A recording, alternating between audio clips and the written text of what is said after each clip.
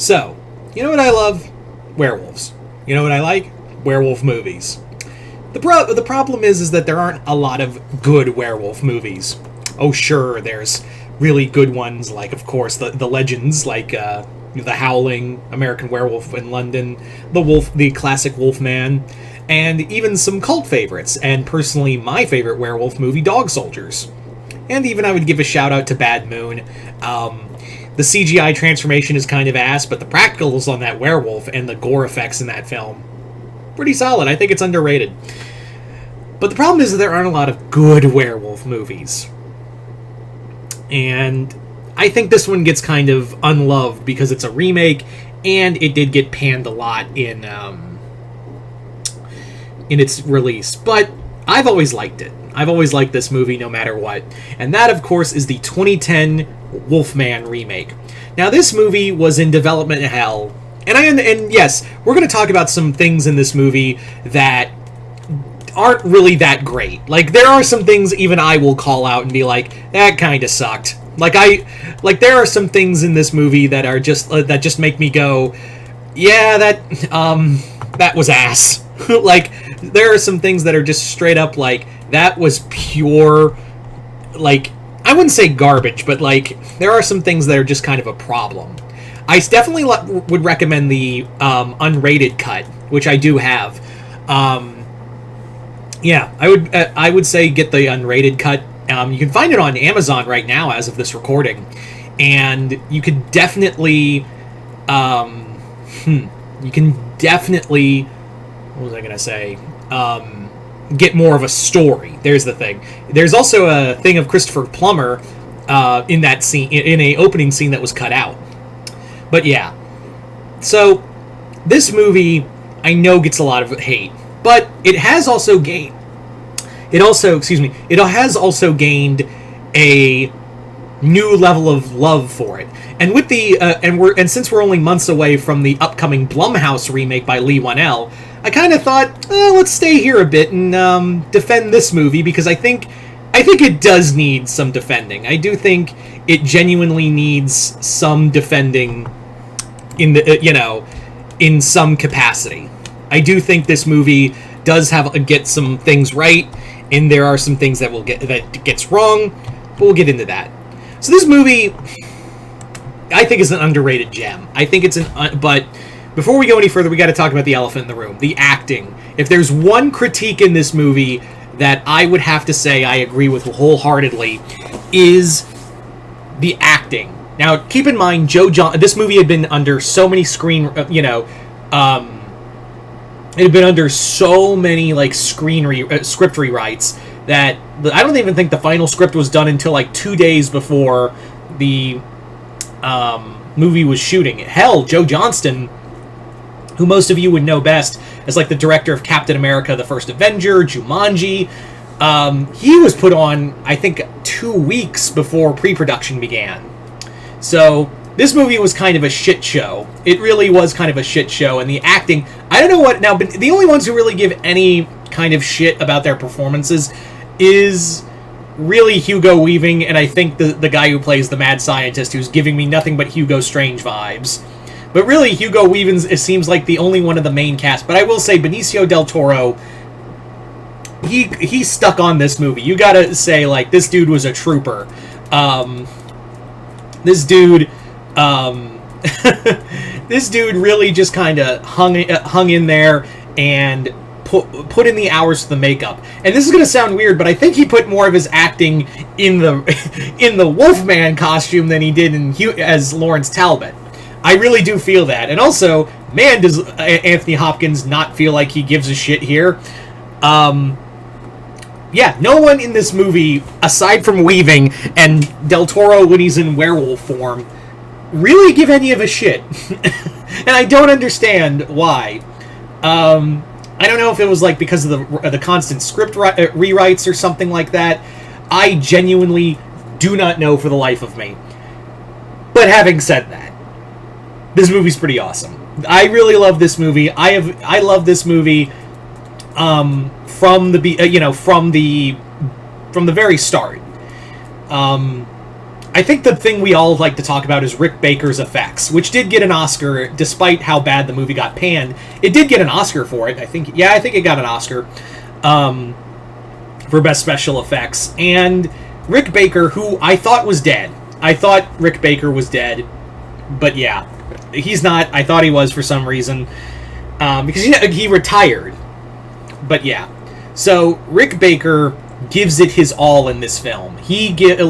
No matter what, the effects are the thing that carry this film, and they're the thing that you remember the most of that Wolfman design. Baker basically looked at the Jack Pierce Wolfman and said, that is such a good design, I can't, for the life of me, make it different.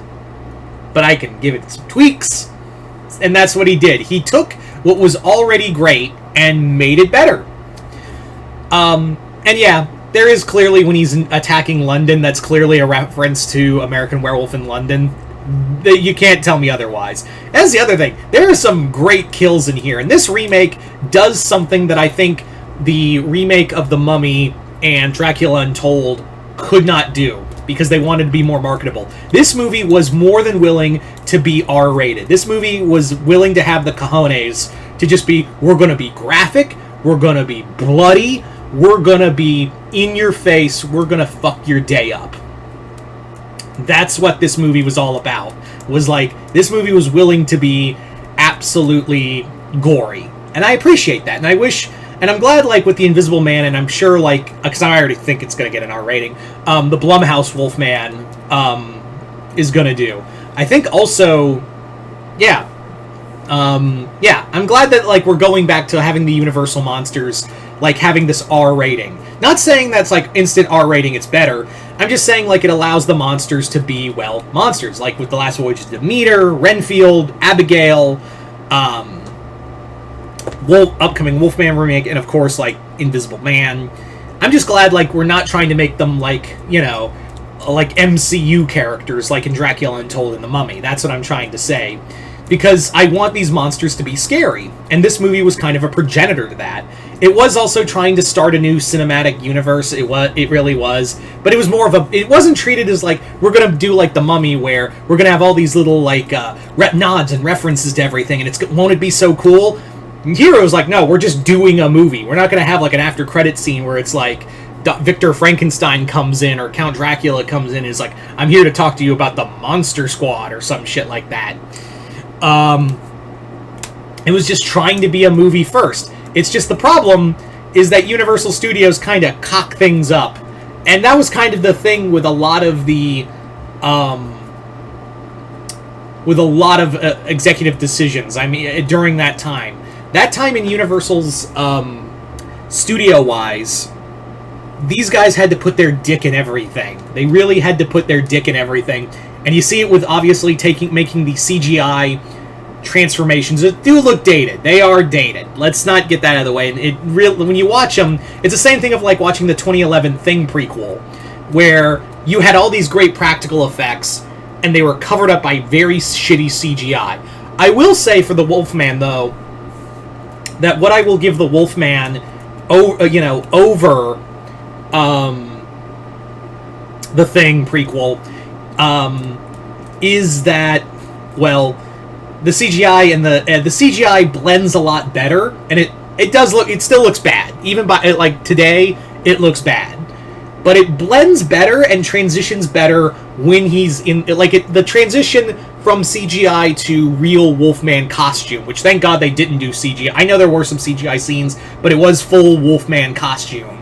So I will say the transition from CGI to practical is done very well. So I will say that. I will give it that. Yeah. And the music. Holy shit. Danny Elfman, take a bow. I have never... I think this is one of the best pieces of music Danny Elfman has ever written. I know, a lot of people like to say, oh, he's just, Tim Burton's guy. And that is true. But all he knows how to do is, kooky music. Here, he was he understood the... Elfman understood the assignment and probably produced one of the best gothic themes for the monsters I have ever heard. Like, that's not even a joke. Like, I think he did a phenomenal job on the composition. I still listen to that music. It is hands down, I think, some of his best work. Is it his single best? No, I still think like his work on Batman, Beetlejuice. I think and Pee-wee's even the Pee-wee soundtrack's really good. But it is up there. It is so up there in terms of music.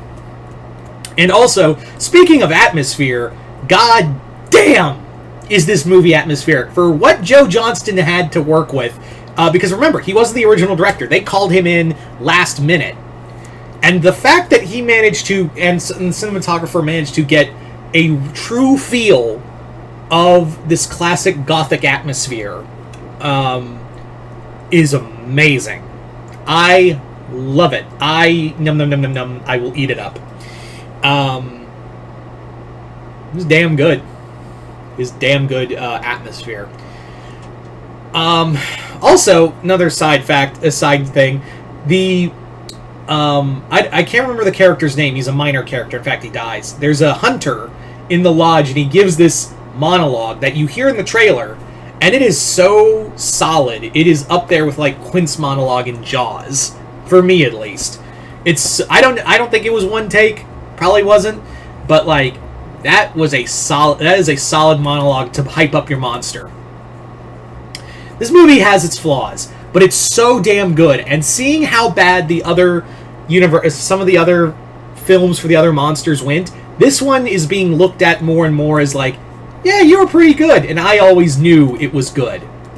So yeah, it's an underrated gem for me. Does the acting kind of leave you wanting? Yes, but I think the good outweighs the bad for this movie. So you guys tell me in the comments below, what are your thoughts on the 2010 Wolfman remake? If you guys like it, hate it, comment below, let me know. Other than that, hope you all enjoyed this. I'm Mr. Multiverse. I'll see you next time in the Multiverse.